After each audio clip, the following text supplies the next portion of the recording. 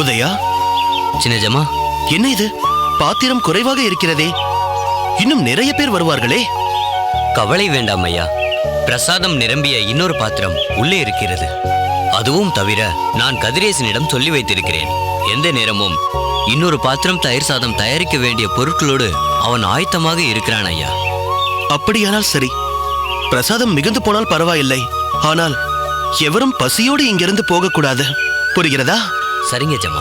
வாருங்கள், வாங்கிக் கொள்ளுங்கள்.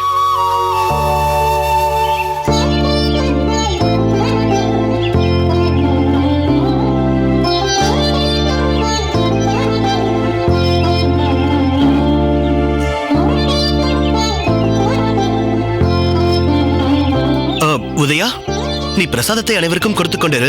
நான் சற்று நேரத்தில் வருகிறேன்.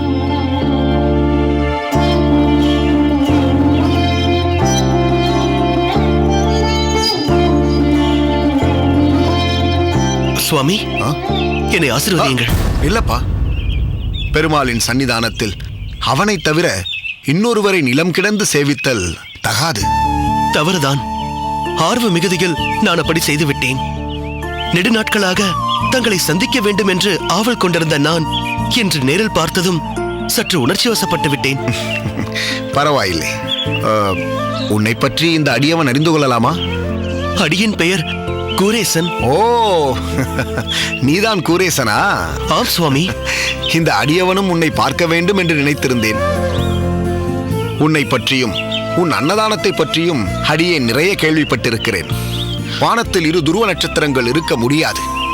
ஆனால் வைணவம் என்னும் பரந்த வானத்தில் கூரத்தில் நீயும் ஸ்ரீபெரும்புதூரில் ராமானுஜனும் 2 துருவ நட்சத்திரங்களாக ஒளி வீசிக் கொண்டிருக்கிறீர்கள் என்றால் அது மிகையாகாதப்பா. திருக்கட்சி நம்பிகளே, ராமானுஜரை துருவ நட்சத்திரம் என்று கூறினால் அது மிகையாகாதுதான். ஆனால் அடியேனையும் அவருக்கு ஈடாக நினைப்பது நிச்சயம் மிகையானதுதான். அவரின் விஷய ஞானமும் ஒவ்வொன்றையும் வேறு கோணத்தில் ஆராய்ந்து பார்க்கும் தன்மையும் அறிவு கூர்மையும் அவரை துருவ நட்சத்திரமாக உயர்த்தி இருக்கிறது. அடியேன் இன்னும் பூமியில் தான் இருக்கின்றேன். அப்படி இருப்பதையே அடியேன் விரும்புகின்றேன். ராமானுஜருக்கு ஒரு அடியவனாக இருந்து அவருக்கு சேவை செய்ய வேண்டும் என்பது மட்டுமே இந்த அடியேனின் விருப்பம். கூரம் என்றாலே அன்னதானம் என்று இன்று ஊரே போற்றும் அளவிற்கு நீயும் உன் பெற்றோரும் நற்பண்பில் சிறந்து விளங்குகிறீர்கள்.